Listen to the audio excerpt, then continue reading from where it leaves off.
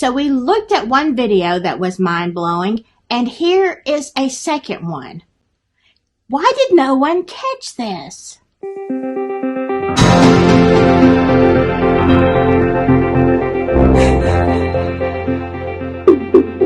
Well, hello, my silky friends.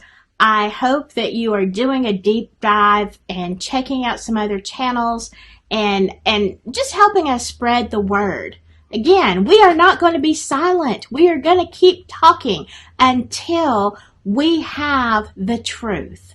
Okay, so let's dive in to, drumroll please, Robert Ives. So, in case you didn't know, he was the prosecutor at the time of the homicides. So I think again, it was Shadow Sleuth that brought this to my attention.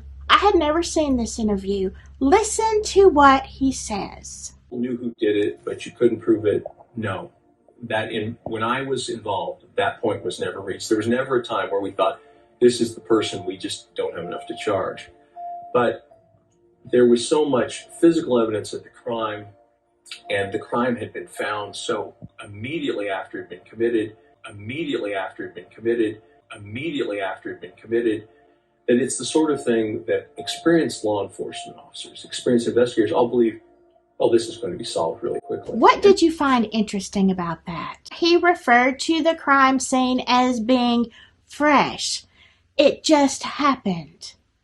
Okay, whoa, hold the phone. Because they weren't found until the 14th. The timeline narrative that we're giving was this tragedy took place on the 13th around 3:30, somewhere in that general area, right? That's what they're telling us.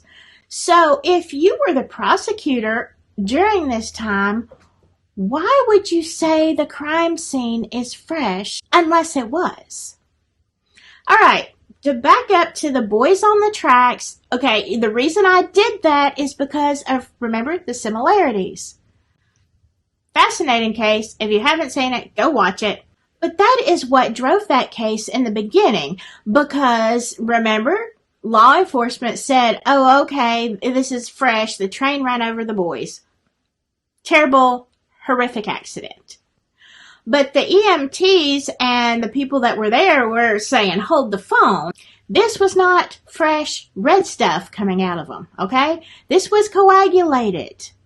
It didn't just happen. They were already deceased when the train hit them. Okay, big difference. If you unalive on the 13th, it's going to be coagulated. If it's fresh, it's not. You see? This is a huge difference in what we're being told. So what's the answer? Was it the 13th? Was it the 14th? When did this happen? We don't have the coroner's report, do we? That makes me wonder, is that why we don't have the coroner's report? Because it would throw all the timeline off. I am going to do a video just on the questions in the timeline. But for right now, let's look at what Mr. Ives is insinuating. So he says the crime scene is fresh. Well, let's look up some facts that might actually back that up. Let's start with the drone. I believe it was flown by Mike Buttram, if I can remember correctly. The thermal drone that flew the late afternoon, evening hours of the 13th when they were looking for the girls. Now, he caught deer, he caught searchers, but no other bodies. There are many explanations on this. You can look it up. Crime Night did a great video on this. But here's the thing. Body heat, and I've said this before, does not dissipate that quickly. So where were they? They weren't in that spot.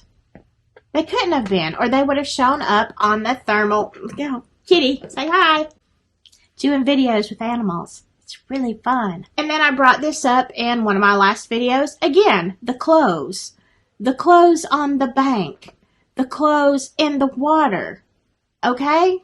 There are at least, we know there was 100 people at least looking for them on the 13th. So you're going to tell me they weren't there at the bridge looking? They weren't on the water? You know, several people have said they walked the shorelines. How do you walk the shoreline and not see that? In my opinion, it is impossible. So now, if the drone didn't see them, and they didn't see the bodies or the clothes or any other evidence to suggest that the girls were there, where were the girls? I'm thinking, not there. Well, that would make more sense, according to Robert Ives, and the timelines, because they just don't jive, do they? But the fire chief, Capitano, it said at night when the family was trying to get over to the area where the girls were eventually found, he said, no, don't go down there. We've already looked. It's clear. I'm going to tell you something. If that was my daughter out there, wild bulls could not keep me from going in that area. I would have looked him in the eyeball and said, watch me. Why don't you get your camera out and video me as I cross this creek and go wherever in the heck I feel like going, because I am not going to sleep or rest until I find my child.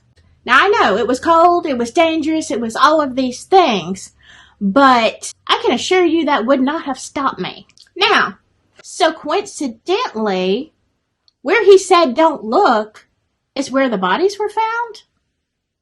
Give me a break. Either they were there and he didn't want anybody to know, or there was, was there a ceremony going on? I don't know. I don't know what was going on out there at that time. Or maybe he knew that was the place that they were going to be staged. And you can't find them tomorrow, deceased, when they're not deceased tonight. There's too many questions in this. This is another thing that I find mind-blowing about the search. You don't call off a search when it's cold and there are missing, possibly injured juveniles or anybody out there. You search all night. But, they said everybody go home.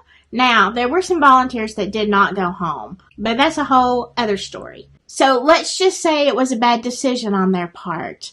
Would you not be up at daybreak and say, if you're going to have a meeting place and you want to send people out in certain directions to make sure that everything's covered, wouldn't you have said, okay, meet at, wherever, town hall, wherever, at 5 a.m., before it's daylight, because we're going to give you instructions and send you a direction.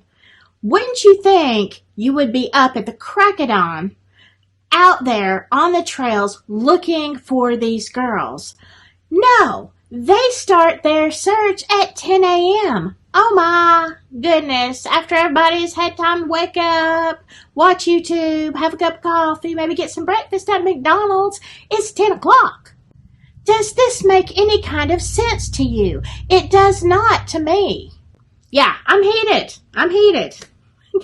Y'all know I get all upset and worked up about this stuff. So at the crack of 10 a.m., they all go out and they start searching. Well, by 12:30, the bodies are found. 2.5 hours. Wow. Maybe if you had stayed out there the night before, you would have seen them. Oh, but you couldn't go because they were saying, don't go over there. Jeez. Do you see why this is so maddening to me? It's a bunch of crap told by this person, that person. Nothing makes any sense. But what we do know is Robert Ives thought it just happened. How fresh is fresh? Within the last hour, 2 hours, whatever? We don't know, Mr. Coroner. Anyway, I saw this video, and I'm not saying he's a bad person. I'm not even saying he's lying. What I'm saying is, what the what? You only have two choices. It was fresh or it wasn't. Now, which one is it? Because we want to know. Because it makes a whole lot more sense of what is going on.